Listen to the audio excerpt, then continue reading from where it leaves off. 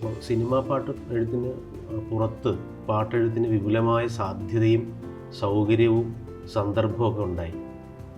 അങ്ങനെ ഉണ്ടായതുകൊണ്ടാണ് ഈ 4200 പാട്ടുണ്ടായത്. എൻ്റെ തലമുറയിൽ എനിക്ക് മാത്രം ലഭിച്ച അപൂർവ ഭാഗ്യമാണ് MK അർജുനൻ മാഷൻ, വൈപ്പിൻ സുരേന്ദ്രൻ, കുമരകൻ രായപ്പൻ, അതുപോലെ ഫ്രാൻസിസ് വലപ്പാട്, കലവൂർ ബാലൻ. 5 പേരും ജീവിച്ചിരിപ്പില്ല. ഈ 5 പേരോടടുത്ത് ഹാർമോണിയ പട്ടിക്ക് അടുത്ത് ഇരിക്കാൻ എന്നെ തുല്യതയോടെ അവർ കണ്ടു. ഈ ഹരിഹരൻ പിള്ള ഹാപ്പിയാണ് എന്ന ഒരു മോഹൻലാൽ ചിത്രത്തിലെ എല്ലാ പാട്ടുകളും എഴുതിയാണ് എനിക്ക് ഒരു എൻട്രി കിട്ടുന്നത് സിനിമയിൽ. അതിനുശേഷം ഞാൻ വെട്ടത്തിലും ഐ ലവ് യു ഡിസംബർ എന്ന പാട്ട് എഴുതി. അതുകൊണ്ട് ഒരിക്കലും ഇത് ഒരു ട്രാൻസ്ലേഷൻ അല്ലായിരുന്നു. This is a transcreation 100%. കാര്യം ഈ പറയുന്ന ഫസ്റ്റ് ആര്യയിലെയോ പ്രണയമായിലെയോ പാട്ടൊക്കെ മൂലഭാഷയിൽ എന്താണെന്ന് പോലും ഞങ്ങൾക്ക് ഇപ്പോഴും അറിയില്ല. അതിൻ്റെ ഒരു ഗുണമുണ്ടായിട്ടുണ്ട്. ഈ വയലാർ എഴുതുമോ ഇതുപോലെ എന്ന് പറയുന്നത് ആ കഥാപാത്രം തന്നെ ഞാനാണ്. സിദ്ദിഖ് കരിഞ്ചിസ് ജോയ് അപ്പുറത്തെ മുറിയിലിരുന്ന് അല്ലു അർജുനൻ്റെ ശബ്ദം എങ്ങനെ കൊടുക്കാമെന്നതിനെ കുറിച്ച് തലപുകഞ്ഞ് ആലോചിക്കുകയും ഞാനിപ്പുറത്തിരുന്ന് അതിന് പാട്ട് എഴുതുന്നുണ്ട്. അപ്പോൾ ജിസ് ജോയ് കാണുന്നുണ്ട് ഈ വല്ലാത്ത ഗതികേടൊക്കെ. അപ്പോൾ ഞാനൊരു വയലാറിൻ്റെ നാട്ടിൽ നിന്നാണ് വരുന്നത്. വയലാറിൻ്റെ അയൽഗ്രാമമായ കടക്കരപ്പള്ളിയിലാണ് എൻ്റെ ജനനം. അദ്ദേഹം പറയും എൻ്റെ പ്രിയപ്പെട്ട അനുജനാണ്. ഞാൻ അദ്ദേഹത്തെ കണ്ട ദൈവം എന്നാണ് മനസ്സിൽ എപ്പോഴും ആലോചിക്കാറുള്ളത്. ചേട്ടൻ എന്നൊക്കെ പറയുമ്പോൾ ചെറിയ വാക്കായി പോകുന്നുള്ളതുകൊണ്ടാണ്. എനിക്ക് ആദ്യമായി ഒരു അയ്യപ്പ ഗാനം എഴുതാൻ അവസരം തന്നു. ആ അയ്യപ്പ ഗാനം ഇപ്പോഴും കഴിഞ്ഞ 30 വർഷക്കാലത്ത് ഏറ്റവും വലിയ ഹിറ്റാണ്. സാമവേദം നാവിലുണർത്തിയ സ്വാമിയെ എന്നെ സ്വരപൂജ മല്ലരാക്കി തീർക്കണേ എന്ന പാട്ട്.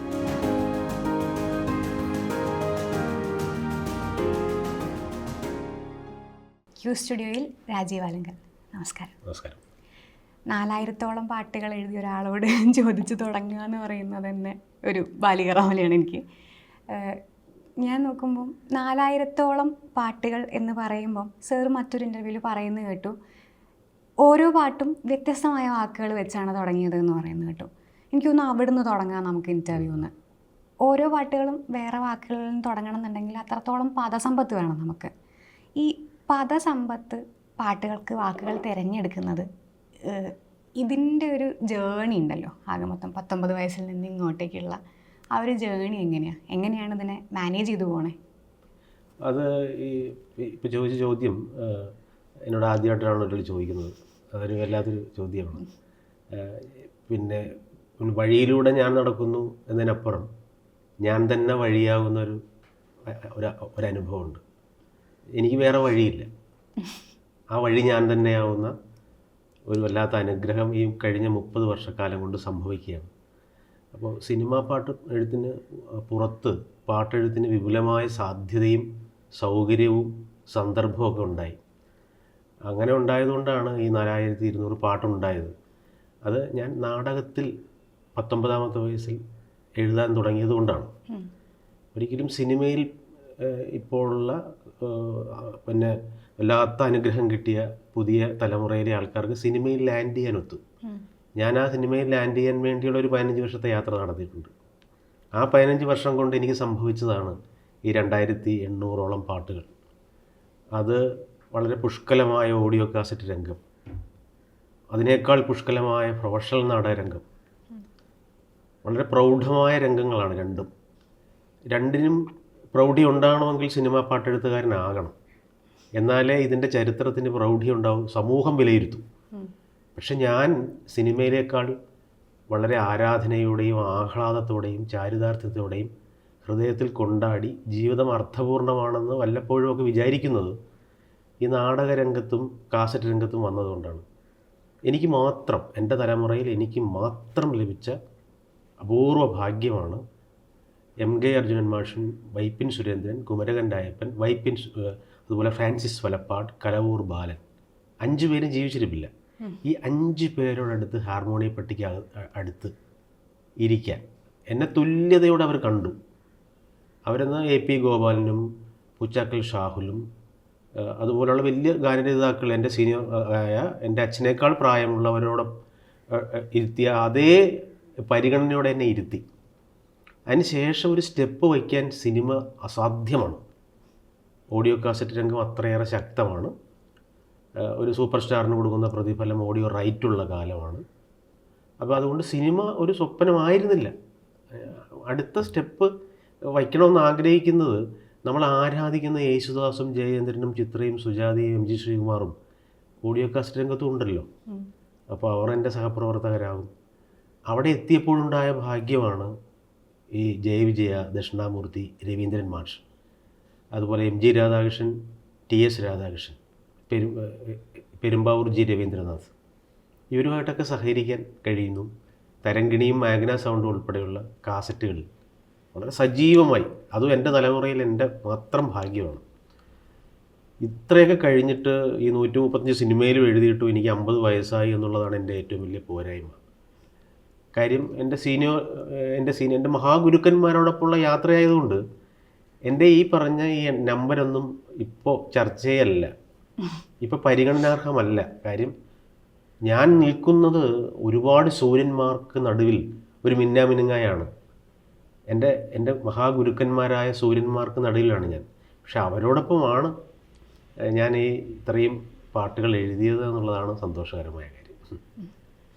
ഇത് പറയുമ്പോൾ നാടകം എഴുതുന്ന പോലെയല്ല സിനിമയ്ക്ക് എഴുതുന്നത്. അവിടെ നിന്നും മാറിയിട്ട് എനിക്ക് തോന്നുന്നു ആദ്യകാലങ്ങളിൽ തർജ്ജമ വരുന്ന, ഡബ്ബിന് വരുന്ന പാട്ടുകൾ എഴുതുക എന്ന് പറയുന്നത് അതിലും ചലഞ്ചാണ്. എന്നോട് ഞാൻ ആദ്യം ഇൻ്റർവ്യൂ എടുക്കുന്ന റഫീഖ് അഹമ്മദ് സാറിനെയാണ്. അപ്പം സാറ് പറഞ്ഞിട്ടുണ്ടായിരുന്നു ശരിക്കും ഡബ്ബിന് പാട്ട് എഴുതുന്നത് എൻജോയ് ചെയ്യാറുണ്ട്, അവിടെയാണ് ചലഞ്ച് വരുന്നത് എന്നുള്ളത്. അത് ലൈക്ക് ഈ പറയുന്ന ചലഞ്ച് ഉണ്ടല്ലോ, ആ ടോപ്പിക്കിൽ നിന്ന് വിട്ടുപോകരുത്, ഓൾറെഡി ഒരാൾ എഴുതി വെച്ചതിനോട് ചേർന്ന് നിൽക്കുകയും വേണം, ഭാഷ അറിയണം എന്നുള്ളൊരു കാര്യം കൂടെ, നമുക്കറിയാത്തൊരു ഭാഷ അറിയണം എന്നും കൂടെ ഉണ്ട്. ഇതെങ്ങനെയാണ് അതിലേക്ക് എത്തുന്നതും അതിനെ ക്രാക്ക് ചെയ്യുന്നതും എങ്ങനെയാണ്? ഈ ഹരിഹരൻ പിള്ള ഹാപ്പിയാണ് എന്ന ഒരു മോഹൻലാൽ ചിത്രത്തിലെ എല്ലാ പാട്ടുകളും എഴുതിയാണ് എനിക്ക് ഒരു എൻട്രി കിട്ടുന്നത് സിനിമയിൽ. അതിനുശേഷം ഞാൻ വെട്ടത്തിലും ഐ ലവ് യു ഡിസംബർ എന്ന പാട്ട് എഴുതി. പക്ഷേ എനിക്ക് സിനിമയിൽ സജീവമാകാൻ കഴിഞ്ഞില്ല. അപ്പോഴാണ് ഈ ഡബ്ബിംഗ് സിനിമ എന്നെ കടാക്ഷിച്ചത്. ശ്രീ ഖാദർ ഹസൻ എന്ന് പറയുന്ന പ്രിയപ്പെട്ട നിർമ്മാതാവ് എന്നെ സമീപിക്കുകയായിരുന്നു, ഇങ്ങനെ എഴുതണം എന്ന് പറഞ്ഞു. എനിക്ക് അതിൻ്റെ ടെക്നിക്കൊന്നും അറിയാൻ പാടില്ലായിരുന്നു, ഞങ്ങൾക്ക് ആർക്കും ഭാഷയും അറിയാൻ പാടില്ലായിരുന്നു. മൂലഭാഷ അറിയാൻ പാടില്ലാതെ ഒരു മുറിക്കകത്തിരുന്ന് ഞങ്ങൾ കൊണ്ടാടിയ പാട്ടുകളാണ്. അതുകൊണ്ട് ഒരിക്കലും ഇത് ഒരു ട്രാൻസ്ലേഷൻ അല്ലായിരുന്നു. This is a transcreation 100%. കാര്യം ഈ പറയുന്ന ഫസ്റ്റ് ആര്യയിലെയോ പ്രണയമായിലെയോ പാട്ടൊക്കെ മൂലഭാഷയിൽ എന്താണെന്ന് പോലും ഞങ്ങൾക്ക് ഇപ്പോഴും അറിയില്ല. അതിൻ്റെ ഒരു ഗുണമുണ്ടായിട്ടുണ്ട്. ഇപ്പോൾ ഞാൻ മറ്റൊന്നും പറയുമല്ലോ, ഇപ്പോൾ കബൂത്തർ ജ ജ എന്ന് പറഞ്ഞ പാട്ട് കബോധമേ പോ പോ പോ എന്ന് ട്രാൻസ്ലേറ്റ് ചെയ്തപ്പോൾ വാൽമീകി രാമായണത്തിലെ പ്രസിദ്ധമായ ഒരു വാക്കാണ് മാടപ്രാവിന് കബോധം. പക്ഷെ അത് 19 വയസ്സുകാർ പറയില്ല എന്ന് ചിന്തിക്കാഞ്ഞത് ഈ ഡബ്ബിംഗ് പടത്തിൽ എപ്പോഴും ട്രാൻസ്ലേഷനാണ് നടന്നുകൊണ്ടിരുന്നത്. അത് ട്രാൻസ്ക്രിയേഷൻ ആയതുകൊണ്ടാണ് ഈ നാദാ ബംഗ സോറിയുടെ അർത്ഥം അറിയാൻ പാടില്ലാതെ 4000 ആക്കിയത്. മനസ്സിലായില്ലേ? ഇപ്പോൾ അങ്ങനെ ഒരുപാട് സംഭവങ്ങൾ ഉണ്ടായിട്ടുണ്ട്. അപ്പോൾ ഡബ്ബിംഗ് പടത്തിലെ പാട്ട് എഴുതാൻ നേരത്ത് എനിക്കുണ്ടായ ഗുണം ട്യൂണിട്ട് പാട്ട് എഴുതാനുള്ളൊരു എക്സ്പീരിയൻസ് ഒരുപാട് കൂടി. അതൊരു കളരിയായിരുന്നു എന്ന് വേണമെങ്കിൽ പറയാം. അതാണ് ഡബ്ബിംഗ് പടത്തിലെ പാട്ട്. പിന്നെ ഡബ്ബിംഗ് പടത്തിൽ നിന്ന് ഞാൻ സൂത്രത്തിൽ മാറുകയാണ്. ഞാൻ ഇനി എഴുതില്ല എന്ന് പല ഇൻ്റർവ്യൂവിൽ പറയുകയും അവരോട് എനിക്ക് അവസരം തന്നവരോട് വിളിച്ചു പറയുകയും ചെയ്യാനുള്ള കാരണം ഇന്നതൊരു തിരിഞ്ഞു നോക്കുമ്പോൾ ഒരു അസാമാന്യ ധൈര്യമായിട്ട് ഞാൻ എന്നെ തന്നെ വിലയിരുത്തുന്നുണ്ട്. കാര്യം നന്നായി പ്രതിഫലം കിട്ടിയ ഒരു സ്ഥലം. ആ സ്ഥലത്ത് നിന്ന് നമ്മൾ പതുക്കെ ഇനി എഴുതില്ല എന്ന് പറയാൻ കാര്യം ഈ ഹരിഹരൻ പിള്ള ഹാപ്പിയാണ് എന്ന സിനിമയിൽ എഴുതിയിട്ട് രണ്ടാമത് പ്രിയദർശൻ എന്ന മഹാസംവിധായകൻ എന്നെ അവസരം തന്നിട്ടും എനിക്ക് മൂന്നാമതൊരു സിനിമ കിട്ടുന്നില്ല മലയാള സിനിമയിൽ. ഈ ഡബ്ബിംഗ് പടത്തിൽ പാട്ട് എഴുതി ഇതിന് ഇപ്പോൾ സജീവമായിട്ട് നിൽക്കുന്ന പലർക്കും ഉള്ള ഒരു ദുര്യോഗം, അവരെ മലയാള സിനിമ കടാക്ഷിക്കില്ല. സാധാരണ ജനങ്ങൾക്ക് ഇപ്പോഴും അറിയാം ഈ ഡബ്ബിംഗ് പടത്തിലെ പാട്ട്. പക്ഷെ മലയാള സിനിമാ വ്യവസായം, ആ വ്യവസായത്തിലെ ഒരു വല്ലാത്ത കടാക്ഷം ഉണ്ടാവണമെങ്കിൽ ആ നദിയിലൂടെ തന്നെ വളരെ വേഗത്തിൽ ഒഴുകണം. അപ്പോൾ ഈ നദിയിൽ നിന്ന് പതുക്കെ കരകയറി മറ്റേ നദിയിലേക്ക് എടുത്ത് ചാടും എന്നുള്ളതായിരുന്നു അപ്പോഴത്തെ ഒരു തോന്നൽ. ഇത് ഞാൻ ഇപ്പം ഈ ചോദ്യത്തിന് എത്രത്തോളം പ്രസക്തി ഉണ്ടെന്ന് എനിക്കറിയില്ല, പക്ഷെ ഞാൻ എഴുതിയതുകൊണ്ട് ചോദിക്കുകയാണ്. അതായത് ഇപ്പം ഈ പറഞ്ഞ മലയാള സിനിമ ഇതിനൊരു സെക്കൻഡറി മീഡിയമായിട്ടാണ് കാണുന്നത്, ഡബ്ബിംഗ് സിനിമകളെ തരം താഴ്ത്തിയാണ് കാണുന്നത് എന്നുള്ളത്. എനിക്കൊന്ന് ഒരു പരിധിവരെ പ്രേക്ഷകരും പ്രത്യേകിച്ച് പുതിയ തലമുറ അതിനെ അങ്ങനെയാണ് കാണുന്നത്. നമ്മൾ എന്താ പറയുക, വയലാർ എഴുതുമോ ഇതുപോലെ എന്ന് പറയുന്നത് മീം മെറ്റീരിയലാണ്. അതിനെ വിമർശനമായിട്ടാണല്ലോ ആളുകൾ കൊണ്ട് നടക്കണേ.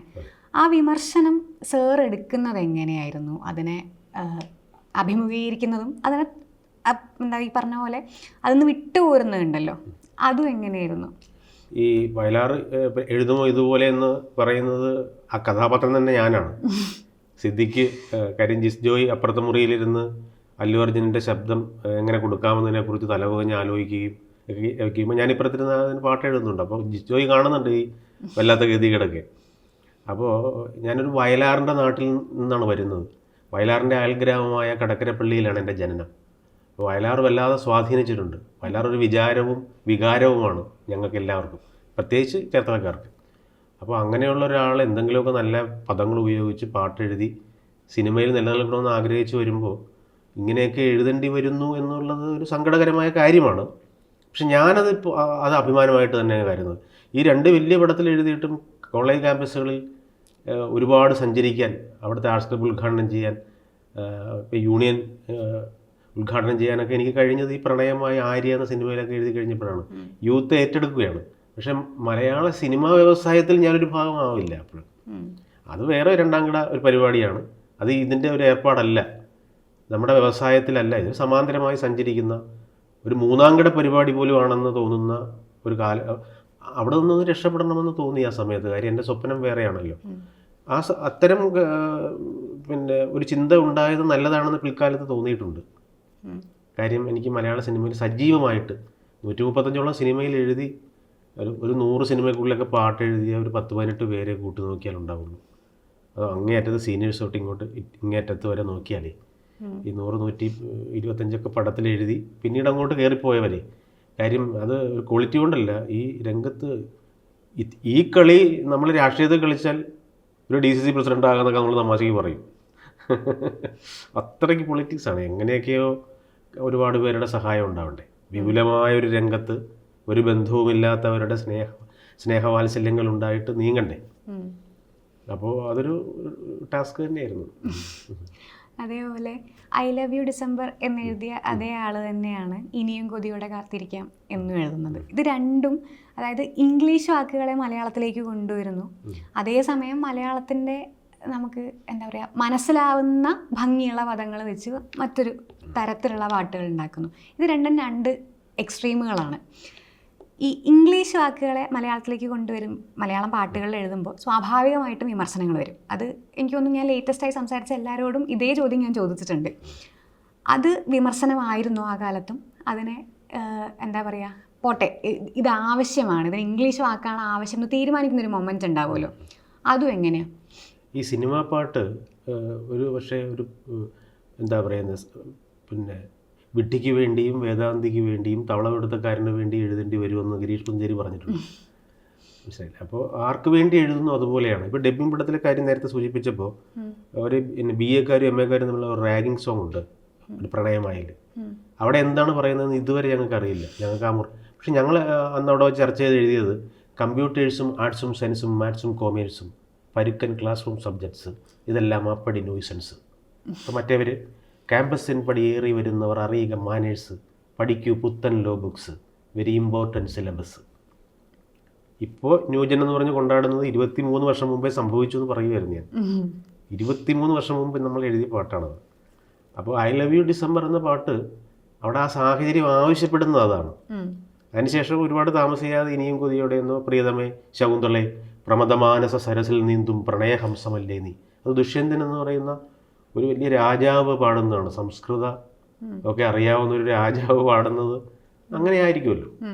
അത് പിന്നെ ഏറ്റവും പ്രിയപ്പെട്ട കാമുകിയോട് ഒരു രാജാവിൻ്റെ എല്ലാ ഗരിമയുമുള്ള ഭാഷയിൽ തന്നെ ആയിരിക്കണം അത് അവതരിപ്പിക്കേണ്ടത്. ഓരോന്നിനും ഓരോ ഭാഷയുണ്ട്. ആ ഭാഷയ്ക്കനുസരിച്ച് നമ്മൾ മാറുകയാണ്. അതാണ് ഞാൻ നേരത്തെ സൂചിപ്പിച്ചത്. ഈ അങ്ങോട്ടും ഇങ്ങോട്ടും ഒക്കെ മാറാൻ നേരത്ത് ഇമേജിൻ്റെ തടവുകാരാവരുത്. ഇമേജിൻ്റെ തടവുകാരാകാനുള്ള യാതൊരു വിധത്തിലുള്ള പ്രൗഢിയും എൻ്റെ പൂർവ്വകാല ചരിത്രമോ അല്ലെങ്കിൽ എൻ്റെ സാഹചര്യങ്ങളോ ഇല്ലാത്തതുകൊണ്ട് എനിക്ക് എന്തും എഴുതാം ഇപ്പോഴും. ഞാനിപ്പോൾ ഏറ്റവും വലിയ, അതായത് പിന്നെ പ്രിയദർശൻ സാറിൻ്റെ പടത്തിലെഴുതിയ ആ വർഷം തന്നെയാണ് ഞാൻ 12 പ്രൊഫഷണൽ നാടകത്തിൽ പാട്ട് എഴുതിയത്. 20ഓളം കാസറ്റിൽ എഴുതിയതൊക്കെ ആ വർഷം തന്നെയാണ്. ഈ നാടകത്തിലേക്ക് തിരിച്ചു പോകുമ്പോൾ നമുക്ക് കിട്ടുന്ന പ്രതിഫലത്തെക്കുറിച്ച് പുറത്തു പറയാൻ പോലും ആവില്ല. പക്ഷേ അത് നാടകമാണെന്ന ബോധ്യം എനിക്കുണ്ട്. അപ്പോൾ ഒരു ബാലയ്ക്ക് എഴുതും ഞാൻ ആ സമയത്ത്. ആ വർഷം തന്നെ ചിൽഡ്രൻ സോങ്സ് എഴുതി, ആ വർഷം തന്നെ ദേശഭക്തി ഗാനം എഴുതി, ലളിതഗാനം എഴുതി. പാട്ടെഴുതാൻ നേരത്ത് ഇത് ലളിതഗാനമാണ്, ഇച്ചിരി ആത്മാർത്ഥത കുറച്ചേക്കാം, പ്രിയദർശൻ സാറിൻ്റെ മുമ്പിലാണ്, ഇച്ചിരി ആത്മാർത്ഥത കൂട്ടിയേക്കാമൊന്നുമില്ല. എല്ലാം കുഞ്ഞുങ്ങൾ തന്നെയാണ്. ഉള്ളെരിയണം, ഉള്ളൊന്ന് പുകയണം, ഒന്ന് നീറണം, കണ്ണൊന്ന് നനയണം, ആ സമയത്തെ എഴുത്ത് വരുള്ളൂ. അങ്ങനെ ആണ് എല്ലാ പാട്ടും. എല്ലാത്തിനോടും ഒരു ആത്മാർത്ഥത കാണിക്കാറുണ്ട്. വിദ്യാസാഗർ പറഞ്ഞിട്ടുണ്ട്, ഒരു പാട്ടെഴുത്തുകാരൻ എന്ന് പറയുന്നത് ഒരു 60% പാട്ടെഴുത്തുകാരനും 40% മ്യൂസീഷ്യനും ആവണം എന്നുള്ളത്. സംഗീതം മനസ്സിലാക്കണം. പാട്ട് എഴുതുന്നതും കവിത എഴുതുന്നതും രണ്ടും രണ്ടാണ്. സർ രണ്ടും ചെയ്യുന്ന ആളാണ്. ഈ ലളിതഗാനം എഴുതുന്നതാണെങ്കിലും നാടകത്തിന് പാട്ട് എഴുതുന്നതാണെങ്കിലും സിനിമയ്ക്ക് പാട്ട് എഴുതുന്നതാണെങ്കിലും അതേസമയം കവിത എഴുതുന്നതാണെങ്കിലും ഈവൻ ഗദ്യം എഴുതുന്നതാണെങ്കിൽ പോലും ഇത് എല്ലാം ഓരോ മീഡിയങ്ങളാണ്. അപ്പം മ്യൂസിക്കിനെ കണ്ടെത്തുന്നത്, മ്യൂസിക്കിനെ മനസ്സിലാക്കുന്നത്, ഈ 19 വയസ്സ് വരെയുള്ള ജേണിയിൽ ഒരു മ്യൂസിക് ജേണി എന്തായാലും ഉണ്ടാവുമല്ലോ, അതെങ്ങനെയാണ്? ഞാൻ ഒന്നിനും പ്രിപ്പയർഡ് അല്ലായിരുന്നു. അമിതമായ ആഗ്രഹമുണ്ടായിരുന്നു. വയലാറിൻ്റെ നാട്ടിൽ ജീവിച്ചതുകൊണ്ട്, തുലാമ്പത്തിന് വയലാറിൻ്റെ വീട്ടിൽ മുടങ്ങാതെ പോയതുകൊണ്ട് ഒക്കെ ആ മനുഷ്യൻ എന്നെ വല്ലാതെ ഇൻസ്പയർഡ് ചെയ്തിട്ടുണ്ട്. വല്ലാതെ. കാര്യം 8ാം ക്ലാസ് പൂർത്തിയാക്കാൻ കഴിയാതിരുന്നൊരു മനുഷ്യൻ, ജീവിതത്തിലെ പ്രാരാബ്ധങ്ങളുള്ളൊരു മനുഷ്യൻ എങ്ങനെയൊക്കെയാണ് വിജയിച്ച് ഒരുപാട് പേരുടെ ഇഷ്ടക്കാരനായി മാറിയതെന്ന ചരിത്രം, ആ ചരിത്രത്തിൽ നിന്നാണ് എനിക്ക് ആ വഴിയെ സഞ്ചരിക്കണം എന്നൊരാഗ്രഹം തോന്നിയത്. പിന്നീടാണ് പഠിച്ച് ഓരോന്ന് നിരന്തരമായി വായിച്ചതും മനസ്സിലാക്കിയതും ഒക്കെ പിന്നീടാണ്. അപ്പോൾ സംഗീതം ഒന്നും പഠിച്ചിട്ടൊന്നുമില്ല. പക്ഷെ നിരന്തരമായി ഈ മുല്ലപ്പൂമ്പൊടി ഏറ്റുകിടക്കും കല്ലിനുമുണ്ടാം സൗരഭ്യം എന്ന് പറയുന്നത് പോലെ മഹാന്മാരുടെ അടുത്തല്ലേ നമ്മൾ ഇരിക്കുന്നത്. അവർ അറിയാതെ തന്നെ അവരുടെ ആ സാംസ്കാരിക ഗരിമ നമ്മളിലേക്കൊരു ചെറിയ നൂൽ നദി പോലെ ഒഴുകി വരുമെന്ന് തോന്നുന്നു. അങ്ങനെ ഒരു അറിയാതെ ഈ മീറ്ററുകളും സംഗീത ബോധവും, ഒരു രാഗം കേട്ടാൽ ഇന്ന രാഗമാണെന്നൊക്കെ പറയാൻ പറ്റിയ, ശാസ്ത്രീയ സംഗീതം നന്നായി പഠിച്ചവർക്ക് പോലും ചില രാഗങ്ങൾ കണ്ടുപിടിക്കാനാവില്ല. നമുക്ക് കേട്ടാൽ തന്നെ മനസ്സിലാവും ഇത് ഇന്ന ആഭേരിയാണ് എന്നൊക്കെ പെട്ടെന്ന് മനസ്സിലാവുന്നുണ്ട്. ഇത് മനസ്സിലാവുന്നത് നിരന്തരമായ അന്വേഷണങ്ങൾ കൊണ്ടും അതുപോലെ തന്നെ ഒരു പാഷൻ ഉള്ളിലുള്ളത് കൊണ്ടുമാണ്. ഇത് ഞാൻ സാറിനോട് ആദ്യം സംസാരിക്കുന്ന സമയത്ത് സാർ എന്നോട് ഫോണിൽ പറയുന്നത് ഞാൻ ഡേറ്റ് ഡയറിയിലാണ് കുറിച്ച് വയ്ക്കുന്നത് എന്നാണ്. ഇതെൻ്റെ ക്യൂരിയോസിറ്റിയുടെ പുറത്ത് മാത്രം ചോദിക്കുന്ന ചോദ്യമാണ്. ഇപ്പോഴും പേനയും പേപ്പറും വെച്ചാണ് എഴുതുന്നത്? തീർച്ചയായിട്ടും. എനിക്ക് അല്ലാതെ കമ്പ്യൂട്ടർ ഇപ്പോഴും എൻ്റെ ചങ്ങാതി ആയിട്ടില്ല. അതുകൊണ്ട് തന്നെ ഡയറിയിൽ കുറിച്ചിടും. ഡയറിയിൽ കുറിച്ചിടാൻ കാര്യം എല്ലാ ദിവസവും എനിക്ക് പബ്ലിക് മീറ്റിംഗ്സ് ഉണ്ട്, സാംസ്കാരിക സമ്മേളനങ്ങൾ ഉണ്ട്. എല്ലാ ദിവസവും വ്യത്യസ്തമായ സ്ഥലങ്ങളിലേക്കുള്ള യാത്രയാണ് എൻ്റേത്. പാട്ടെഴുത്തുകൊണ്ട് സംഭവിച്ച ഒരു കാര്യമാണെങ്കിലും, പാട്ടെഴുത്താണ് അതിന് കാരണമെങ്കിലും, പാട്ടിൽ ഒതുങ്ങാത്ത ഒത്തിരി കാര്യങ്ങൾ ജനങ്ങളോട് സംവദിക്കാനുള്ള വേദിയെ ഞാൻ വളരെ ഭംഗിയായി കൈകാര്യം ചെയ്യുന്നുണ്ട്. അത് ഇന്ത്യക്ക് അകത്തും പുറത്തും നിരന്തരമായി. പക്ഷേ ഈ ഒരുപക്ഷെ മറ്റു ഗാനരചയിതാക്കൾക്കൊന്നും അത്രയേറെ വേദികൾ ദിവസവും ഇല്ല. അത് എന്നെ ആഘോഷിപ്പിക്കുന്നുണ്ട് ഉള്ളിൽ. അപ്പോൾ അത് നിരന്തരമായി സമയം ചാർട്ട് ചെയ്യാൻ വേണ്ടി ഞാൻ ഒരു ഡയറി കാത്തു സൂക്ഷിക്കാറുണ്ട്. ആ ഡയറി നോക്കിയാണ് ഞാൻ ഈ കാര്യങ്ങളൊക്കെ ഇങ്ങനെ മാനേജ് ചെയ്യുന്നത്. ഇവിടെ വരിക, നാളെ ഇന്നത്, ഇതിന് ശേഷം 2 സമ്മേളനങ്ങളുണ്ട്, അതിന് കിട്ടുന്ന പൈസയുണ്ട്. പാട്ടെഴുത്തിൽ കൂടുതൽ പൈസ അവിടെ കിട്ടുന്നു എന്നുള്ളതാണ്. പാട്ട് കാരണമാണ്. അപ്പോൾ പാട്ടിൽ ഒതുക്കാത്ത ഒരുപാട് കാര്യങ്ങളുണ്ട്. പാട്ടിൽ നമുക്ക് പറയാൻ കഴിയാത്ത ഒത്തിരി കാര്യങ്ങൾ ഒരു മൈക്കിന് മുമ്പിൽ ന്യൂനപക്ഷത്തോടാണെങ്കിലും പറയാം എന്നുള്ള സാധ്യത. ഈ തിരക്കുകൾ നമ്മൾ എല്ലാം നിയന്ത്രിക്കുന്നത് ഡയറിയിലാണ്. പിന്നെ കമ്പ്യൂട്ടർ നോക്കിയുള്ള കാര്യങ്ങൾ ഇപ്പോഴും എൻ്റെ ഹൃദയം പഠിച്ചെടുത്തിട്ടില്ല. സാർ പറയുന്ന അഭിമുഖങ്ങളിൽ നിന്ന് ചോർത്തെടുത്തിട്ടുള്ള കാര്യങ്ങളാണ്. അപ്പോൾ ഞാൻ കുറച്ച് ആളുകളുടെ പേര് പറയാം, അവരുമായിട്ടുള്ള ഫേവറേറ്റ് മെമ്മറി പറഞ്ഞാൽ മതി. MG ശ്രീകുമാർ. ശ്രീകുമാറേട്ടൻ യേശുദാസിനേക്കാൾ കൂടുതലൊന്നും എനിക്കൊന്ന് കാണണമെന്ന് ഞാൻ ആഗ്രഹിച്ച ആളാണ്. സൈക്കിളിൽ ഒട്ടി ഒത്തിരി ഗ്രാമങ്ങളിലേക്ക് ഞാൻ കുട്ടിക്കാലത്ത് യാത്ര ചെയ്തത് ഈ മനുഷ്യനെ ഒന്ന് കാണാൻ വേണ്ടിയാണ്. പിന്നീട് ആ മനുഷ്യനെ ഞാൻ നേരിട്ട് കണ്ടു. എന്നെ ഒരു അനിയനെ പോലെ ചേർത്ത് നിർത്തി ഒത്തിരി അവസരങ്ങൾ നൽകി. ഏറ്റവും കൂടുതൽ അവസരങ്ങൾ നൽകി എന്നെ ചേർത്ത് നിർത്തിയ എൻ്റെ ചേട്ടനാണെന്നൊന്നും ഞാൻ പറയില്ല. അദ്ദേഹം പറയൂ എൻ്റെ പ്രിയപ്പെട്ട അനുജനാണ്. ഞാൻ അദ്ദേഹത്തെ കണ്ട ദൈവം എന്നാണ് മനസ്സിൽ എപ്പോഴും ആലോചിക്കാറുള്ളത്. ചേട്ടനെന്നൊക്കെ പറയുമ്പോൾ ചെറിയ വാക്കായി പോകുന്നുള്ളതുകൊണ്ടാണ്. എനിക്ക് ആദ്യമായി ഒരു അയ്യപ്പ ഗാനം എഴുതാൻ അവസരം തന്നു. ആ അയ്യപ്പ ഗാനം ഇപ്പോഴും കഴിഞ്ഞ 30 വർഷക്കാലത്ത് ഏറ്റവും വലിയ ഹിറ്റാണ്. സാമവേദം നാവിലുണർത്തിയ സ്വാമിയെ എന്നെ സ്വരപൂജ മല്ലരാക്കി തീർക്കണേ എന്ന പാട്ട്. അപ്പോൾ അതിലെഴുതിയിട്ടുണ്ട്, നീ തന്നതല്ലോ ഈ ജീവിതം. അയ്യപ്പനല്ല, ശ്രീമാനേട്ടനാണ് എനിക്ക് ആ ജീവിതം തന്നതെന്ന് ഞാൻ എപ്പോഴും ആ പാട്ട് കേൾക്കുമ്പോൾ ഓർക്കും. അദ്ദേഹം 12 പടത്തിൽ സംഗീത സംവിധാനം ചെയ്തിട്ടുണ്ട്. അതിൽ 10ലും എന്നെക്കൊണ്ടാണ് എഴുതിച്ചത്. അദ്ദേഹം ഒരു സിനിമ നിർമ്മിച്ചപ്പോഴും എത്രയോ സുഹൃത്തുക്കളുണ്ടായിട്ടും രാജീവ് എഴുതിയാൽ മതി എന്ന് അദ്ദേഹം പറഞ്ഞു. ഗിരീഷ് പുത്തഞ്ചേരിക്ക് ശേഷം ഏറ്റവും മാനസിക ഐക്യമുള്ള ഗാനരചയിതാവ് ഞാനാണ്, മിടുക്കനാണ് എന്ന് അദ്ദേഹം പലവട്ടം പറഞ്ഞു. ഇതൊക്കെ ഏറ്റവും വലിയ അനുഗ്രഹമായിട്ടാണ് ഞാൻ കരുതുന്നത്. പ്രിയദർശൻ എന്ന് പറയുന്ന വിഖ്യാതനായ സംവിധായകനെ പരിചയപ്പെടുത്തിയത് അദ്ദേഹമാണ്. അപ്പോൾ അങ്ങനെ നിറഞ്ഞ ഓർമ്മകളാണ്, സ്നേഹത്തോടെ ചേർത്ത് വയ്ക്കാൻ പറ്റിയ ഒത്തിരി ഓർമ്മകളുള്ള ഒരു വലിയ മനുഷ്യൻ, സ്നേഹാലുവായ ഒരു മനുഷ്യൻ. A.R. റഹ്മാൻ. അത്ഭുതത്തോടെ മാത്രമേ ആ പേര് നമുക്ക് കേൾക്കാനാവൂ. അത്രയേറെ അത്ഭുതമുള്ള ആ മനുഷ്യൻ മലയാളത്തിലെ ഒരു ഗാനരചയിതാവിനെ 17 വർഷം മുമ്പ് വിളിച്ചു എന്ന് പറയുന്നത് ഇപ്പോഴും എനിക്ക് അത്ഭുതമാണ്. അത് എന്നെ തന്നെ ആയല്ലോ എന്ന്. ചേർത്തലയിലെ ഒരു ലൈബ്രറിയിൽ ഒരു സാധാരണ ഒരു സായന്തനത്തിൽ ഒരു ബുക്ക് വായിച്ചുകൊണ്ടിരുന്നപ്പോൾ റഹ്മാൻ്റെ മാനേജർ നോയൽ വിളിച്ചത് വഴി ഞാൻ അദ്ദേഹത്തിൻ്റെ മുമ്പിലെത്തി. ലോകമഹാത്ഭുതങ്ങളുടെ പട്ടികയിൽ നിന്നും താജ്മഹൽ പുറന്തള്ളപ്പെടുന്നതുകൊണ്ട് ഇന്ത്യയുടെ ഒരു മ്യൂസിക് മൂവ്മെൻറ്റായി ഭാരത സർക്കാരിൻ്റെ പിന്തുണയോടെ റഹ്മാൻ നടത്തിയ ഒരു സംഗീത വിപ്ലവം ഉണ്ടായിരുന്നു. അതിൽ ഇന്ത്യയിലെ 5 ഗാനരചയിതാക്കൾ ഒരുമിച്ചു. ഗുൽസാറും വൈരമുത്തുവും ഒക്കെ പാട്ടെഴുതി താജ്മഹലിനെ കുറിച്ച്. സെയിം ട്യൂണിൽ അദ്ദേഹം താജ്മഹലിന് മുമ്പിൽ അഭിനയിച്ചു. അപ്പോൾ ONV സാർ എന്ന് പറയുന്ന വിഖ്യാതനായ നമ്മുടെ മഹാകവിയെയാണ് മലയാളത്തിൽ നിന്ന് അദ്ദേഹം കണ്ടുവച്ചിരുന്നത്. പക്ഷേ ഭാഗ്യവശാൽ എനിക്ക് അദ്ദേഹത്തിന് പകരം അവിടെ എത്താൻ കഴിഞ്ഞു. ഇത്ര ലളിതമായി, വിദ്യയ്ക്ക് കവചമായി വിനയം ഉണ്ടാവണമെന്നാണ്. ഇത്ര വിനയപ്പെടുന്നൊരു മനുഷ്യനെ ഞാൻ പിന്നീട് കണ്ടിട്ടില്ല. അത്രയേറെ വിനയപ്പെട്ട് സ്നേഹത്തോടെ, കാരുണ്യത്തോടെ, വാത്സല്യത്തോടെ നമ്മളോട് ഇടപെട്ട്, നമ്മൾ അതിനേക്കാൾ വിനയപ്പെട്ട് വേണം നമ്മുടെ ജൂനിയേഴ്സിനോട് സംസാരിക്കാൻ എന്നെ പഠിപ്പിച്ച ഒരു വലിയ മനുഷ്യസ്നേഹിയായ സംഗീത ദൈവമാണ് A.R. Rahman. M. Jayachandran. M. Jayachandran എനിക്ക് സ്വന്തം ചേട്ടനാണ്. ഞങ്ങൾ ഒത്തിരി വട്ടം പിണങ്ങിയിട്ടുണ്ട്. അതെല്ലാം അടുത്തിരുന്നത് കൊണ്ടാണ്. അടുത്തിരിക്കുക മനസ്സിലുള്ളൊരു കടുപ്പമല്ലെങ്കിൽ കുറഞ്ഞു പോയിടാം എന്നാണ്. അടക്കി വയ്ക്കാതെ ഒടുക്കമാവോളം അകം പൊരുൾ തമ്മിൽ പകർന്നിരുന്നിടാം എന്നാണ്. അപ്പോൾ അടുത്തിരുന്നത് കൊണ്ട് കടുപ്പം ഉണ്ടാകുമ്പോൾ അഭിപ്രായ വ്യത്യാസം ഉണ്ടാകും. അത് അത്രയേ ഉള്ളൂ. അപ്പോൾ എനിക്ക് ഏറ്റവും കൂടുതൽ സിനിമകളിൽ പാട്ടെഴുതാൻ അവസരം നൽകിയത് M. ജയചന്ദ്രനാണ്. ഞങ്ങൾ തമ്മിൽ 32 സിനിമകളിൽ വർക്ക് ചെയ്തു. അദ്ദേഹം എനിക്ക് ഒരുപാട് ഹിറ്റുകൾ സമ്മാനിച്ചു.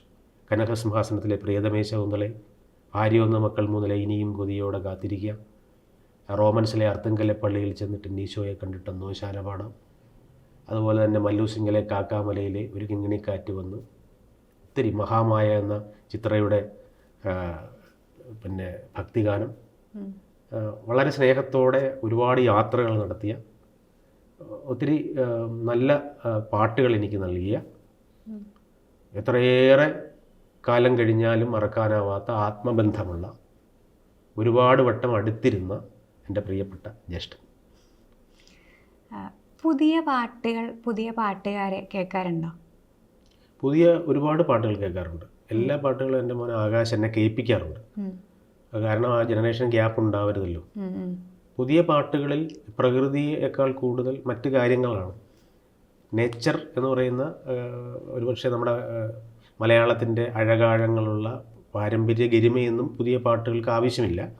പക്ഷേ പാട്ടുകളിൽ നമ്മൾ അത്ഭുതപ്പെടുത്തുന്ന രീതിയിലുള്ള, ഇതൊന്നും ആവശ്യമില്ലെന്ന് പറയുമ്പോൾ എഴുതുന്ന പാട്ടുകളിൽ നമ്മളെ അത്ഭുതപ്പെടുത്തുന്ന ആശയ ഗരിമ ഉണ്ടാവുക എന്ന് പറയുന്നത് അസാമാന്യ കഴിവുള്ളവർ. പുതിയ ഗാനരചയിതാക്കളൊക്കെ അസാമാന്യ കഴിവുള്ളവരാണ്. നമ്മൾ പരിചയിച്ച ഒരുപാട് ശീലങ്ങൾ ബ്രേക്ക് ചെയ്തുകൊണ്ട് അവർ പുതിയ കാലത്ത് വളരെ ഗംഭീരമായി സഞ്ചരിക്കുന്നു എന്നുള്ളത് നമ്മൾ വളരെ നിഷേധാത്മകമായല്ല കാണേണ്ടത്. നമ്മൾ ആരാധനയോടെയും അത്ഭുതത്തോടെയും ആണ് കാണേണ്ടത്. അങ്ങനെയാണ് ഞാൻ പുതിയ തലമുറയെ കാണുന്നത്. അങ്ങനെ പ്രിയപ്പെട്ട ആരെങ്കിലും ഉണ്ടോ? ഒത്തിരി പേരുണ്ട്. ഹരിനാരായണനുണ്ട്, വിനായക് ശശികുമാറുണ്ട്, മനു മഞ്ജിത്തുണ്ട്. അവരൊക്കെ എൻ്റെ പ്രിയപ്പെട്ട അനുജന്മാരാണ്. എന്നോട് വലിയ സ്നേഹ ബഹുമാനങ്ങൾ കാണിക്കുന്നവരാണ്. അപ്പോൾ അവരുടെ ശൈലി ഓരോന്നും വ്യത്യസ്തമാണ്. പുതിയ കാലഘട്ടത്തിൽ അവരവരുടെ സംഭാവന ചെയ്ത് കടന്നു പോയിക്കൊണ്ടിരിക്കുകയാണ്. അടുത്തയാൾ ഉടനെ വരും. അങ്ങനെയാണ്. ഒരു 10-15 വർഷത്തിന് ശേഷം നമ്മൾ കേൾക്കാത്ത വേറൊരാൾ എഴുതിക്കൊണ്ടിരിക്കും. ഈ ഇതുണ്ടല്ലോ, അതായത് പുതിയ ആളുകൾ വരുന്നു, അവരുടെ കൂടെ വേണം പാട്ട് എഴുതാൻ. അപ്പോൾ ഒരു അപ്ഡേഷൻ നടക്കണം ഇവിടെ. ആ അപ്ഡേഷൻ എങ്ങനെയാണ് ഉണ്ടാവണേ? നിരന്തരമായി നമ്മൾ യാത്ര ചെയ്യല്ലേ. അപ്പോൾ പുതിയ കാലത്തിൻ്റെ സ്പന്ദനങ്ങൾ അറിഞ്ഞുകൊണ്ട് തന്നെയാണ് യാത്ര. പുതിയ പിന്നെ ആൾക്കാർ എഴുതുന്നതിൻ്റെ ശൈലിയും ഇതൊക്കെ നമുക്ക് മനസ്സിലാക്കാം. പക്ഷേ നമ്മെ ഉപേക്ഷിച്ചുകൊണ്ടുള്ള ഒരു കോംപ്രമൈസും ഇനി ഞാനില്ല. ഞാൻ എന്ന് പറയുന്നൊരു അകത്തൊരാളുണ്ട്, അയാളാണ് എന്നെ കൊണ്ട് നടക്കുന്നത്. അയാളുടെ സൗന്ദര്യബോധം, രാജീവ് ആലങ്കൽ എന്ന് പറയുന്ന പുറത്ത് കാണുന്ന ഈ മുഖമുള്ള അകത്തൊരു രാജീവ് ആലങ്കൽ എന്ന പ്രതിഭയുണ്ട്. രാജീവ് എന്ന മനുഷ്യനെ കൊണ്ട് നടക്കുന്നത് ആ പ്രതിഭയാണ്. ആ പ്രതിഭ എപ്പോഴും ഇങ്ങനെ തിളങ്ങി നിൽക്കാത്ത ഒരു കോംപ്രമൈസിനും ഇല്ല. അതാണ് 4200 പാട്ടുകൾ എന്ന് പറയുമ്പോൾ ഇതിന് തത്തുല്യമായി മറ്റൊരാളില്ല എന്നുള്ളത് നമുക്ക് വിസിബിളാണ്. അപ്പം ഈ ഒരു ജേണി ഉണ്ടല്ലോ, ഇത് ഇന്ന് ഈ 50-ാം വയസ്സിൽ 50 എന്ന് പറയുന്നത് വളരെ ചെറിയ പ്രായമാണ് ബാക്കിയുള്ളവരെ നോക്കുന്ന സമയത്ത്. അപ്പം അതിനെങ്ങനെയാണ് ഇങ്ങനെ പുറത്തുനിന്ന് ഒരാളായിട്ട് വീക്ഷിക്കുന്നത്? എങ്ങനെയാണ് ഈ 30 വർഷത്തെ യാത്രയിൽ ഇതൊക്കെ സംഭവിച്ചത്? ഈ നാടകത്തിലും സിനിമയിലും ആൽബത്തിലും ഒരുമിച്ച് പാട്ട് എഴുതിയതുകൊണ്ടാണ്. എല്ലായിടത്തും സജീവമായിട്ട് നിന്നു എന്നുള്ളത് കൊണ്ടാണ്. അത് കുറേ കഴിയുമ്പോഴേ വിലയിരുത്തപ്പെടുക. കാര്യം 38 വയസ്സിന് മുമ്പ് ശ്രീകുമാരൻ തമ്പി സാർ എഴുതിയ പാട്ടുകൾ, അദ്ദേഹത്തിൻ്റെ യാത്ര, അത്ഭുതകരമായ യാത്ര, ഐതിഹാസികമായ യാത്ര, അനുഗ്രഹീതമായ യാത്ര നമ്മളിപ്പോൾ കൊണ്ടാടുകയാണ്. കാര്യം മുമ്പിലുള്ള ഗുരുക്കന്മാരെല്ലാവരും, സൂര്യന്മാരെല്ലാം പതുക്കെ കെട്ടുപോയി. അപ്പോൾ ഈ മിന്നാമിനുങ്ങ് സൂര്യനായി എന്നാണ് ശ്രീകുമാരൻ തമ്പി സാറിൻ്റെ. അപ്പോൾ തോൽക്കുവാനല്ല ഈ ജീവിതം എന്നുള്ള തീർച്ചയ്ക്ക് പേരാണ് തമ്പി എന്ന് പറഞ്ഞ് ഞാനൊരു കവിത എഴുതിയിട്ടുണ്ട്. എന്ന് പറഞ്ഞതുപോലെ ഈ സംഭാവനകളൊക്കെ വിലയിരുത്തുന്ന ഒരു കാലം ഉണ്ടാവും. എനിക്ക് ഈ മഹാപ്രതിഭകളോടൊപ്പം, മഹാസൂര്യന്മാരോടൊപ്പം ഇരിക്കാനുള്ള ഭാഗ്യമുണ്ടായി എന്ന് പറയാനുള്ളൊരു കാലമുണ്ടാവും. ആ സമയത്ത് ഈ അരയക്കുടി രാമാനുജയ്യങ്കാർ എന്ന് പറയുന്ന ഒരു കച്ചേരി സമ്പ്രദായം ഉണ്ടാക്കിയ ഒരു വലിയ സംഗീതജ്ഞനുണ്ട്. അദ്ദേഹം പാടിക്കൊണ്ടിരിക്കുമ്പോൾ പാട്ട് ശരിയാകുന്നില്ല എന്ന് മുമ്പിലിരുന്ന ഒരാൾ പറഞ്ഞു അത്രേ. അതിനുശേഷം അദ്ദേഹം ലെജൻഡായി മാറുകയും അദ്ദേഹത്തിൻ്റെ പാട്ട് കേട്ടിട്ട് ഈ കക്ഷി തന്നെ ഒരുപാട് വർഷങ്ങൾക്ക് ശേഷം അരയക്കുടിയോട് പറഞ്ഞു, അരയക്കുടി നോം ഒരു 3-4 വർഷമായി ശ്രദ്ധിക്കുന്നുണ്ട്, പാട്ട് നന്നായിട്ടുണ്ട് എന്ന് പറഞ്ഞു. അപ്പോൾ അരയക്കുടി പറഞ്ഞ മറുപടി, 3-4 വർഷമായി എൻ്റെ പാട്ടല്ല ശരിയായത്, താങ്കളാണ് എന്ന് പറഞ്ഞതുപോലെ ചിലർ ശരിയാവുമ്പോൾ ഇതൊക്കെ വിലയിരുത്തപ്പെടും. ഇനി അങ്ങോട്ടുള്ള ജേണി എന്താണ് മുന്നിൽ കാണുന്നത്? ഈ ശ്വാസം നിലയ്ക്കോളം എഴുതണം എന്നുള്ളതാണ്. അതിനുള്ള അവസരങ്ങൾ സമൃദ്ധമായി ലഭിക്കുക തന്നെ ചെയ്യും. കാര്യം ജീവിതത്തിൽ എല്ലാ പ്രാർത്ഥനകളും ഒരേ ബിന്ദുവിലേക്കാവുമ്പോൾ പ്രകൃതി അതിന് കനിഞ്ഞ് പല അവസരങ്ങൾ നൽകും. ഈ 23 വർഷം മുമ്പ് സിനിമയിൽ എഴുതിയ ഒരാൾ ഇപ്പോഴും സിനിമയിൽ എഴുതുന്നു, 1-2 ആയാലും അതൊരു വലിയ ഭാഗ്യമാണ്. കാസറ്റിലും അതുപോലെ തന്നെ പിന്നെ ഓഡിയോ രംഗത്തും അതുപോലെ തന്നെ നാടകത്തിലും ഒക്കെ എഴുതി ഗാനരംഗത്ത് സജീവമായി നിൽക്കുന്നു എന്നുള്ളത് തന്നെയാണ് ഭാഗ്യം. പാട്ടെഴുത്തിന് ഒരുപാട് വിപുലമായ മേഖലകളുണ്ട്. ഏറ്റവും കൂടുതൽ സെർച്ച് ചെയ്യുമ്പോൾ കിട്ടുന്ന ദേശഭക്തി ഗാനങ്ങൾ, പുതിയ ലളിതഗാനങ്ങൾ, പുതിയ കുട്ടിപ്പാട്ടുകൾ, ഇതൊക്കെ നമ്മുടെ പേരിലാണല്ലോ. അപ്പോൾ ഒരുപാട് ഓഡിയോ കമ്പനികളുമായിട്ടുള്ള നിരന്തരമായ ബന്ധം കാരണം ഇങ്ങനത്തെ പാട്ടുകളൊക്കെ സംഭവിച്ചിട്ടുണ്ട്. ഇനിയും പാട്ടുകൾ ആവശ്യമാണ്. ചില പാട്ടുകൾ പുതിയ കാലം ആവശ്യപ്പെടുന്നുണ്ട്. അത്തരം പാട്ടുകൾ നമുക്ക് ചെയ്യാം. നമ്മുടെ രംഗം, നമ്മുടെ സ്വപ്നങ്ങളൊക്കെ ഈ എഴുത്ത് തന്നെയാണ്. ഈ എഴുത്ത് ഭംഗിയാകുമ്പോൾ കിട്ടുന്ന അനുകൂലമായിട്ടുള്ള സ്നേഹമാണ് മറ്റ് ചില സ്ഥാനമാനങ്ങളൊക്കെ. അങ്ങനെയാണ് കഴിഞ്ഞ സർക്കാരിൻ്റെ കാലത്ത് ആശാൻ സ്മാരകത്തിൻ്റെ ചെയർമാനൊക്കെ ആയത്. പക്ഷെ അതൊന്നും നമ്മളെ ഭ്രമിപ്പിക്കുന്നില്ല. എഴുത്താണ്. ഈ എഴുതുക എന്ന് പറയുന്നത് ഒരു ചെറിയ കാര്യമായിട്ടേ കാണുന്നില്ല. ഒരു 12 വരിയിൽ ഒരു സിനിമയുടെ കഥ ഒതുക്കാൻ ആ 12 വരിയിലെ 2 വരിയിൽ ഇപ്പോൾ അങ്ങ് ജീരകപ്പാടം അതിനക്കരെ പോയ കുഞ്ഞു സൂര്യനെ തേടി അലയാം, അതാണ് മല്ലൂസി. ജീരകപ്പാടം അതിനക്കരെ പോയ കുഞ്ഞു സൂര്യനെ എൻ്റെ കഥയാണ് മല്ലൂസി. അപ്പം ഇങ്ങനെയൊക്കെ എഴുതാൻ കിട്ടുന്ന അപൂർവമായ സൗഭാഗ്യം ആഹ്ലാദത്തോടെ കൊണ്ടാടുകയാണ് ജീവിതം.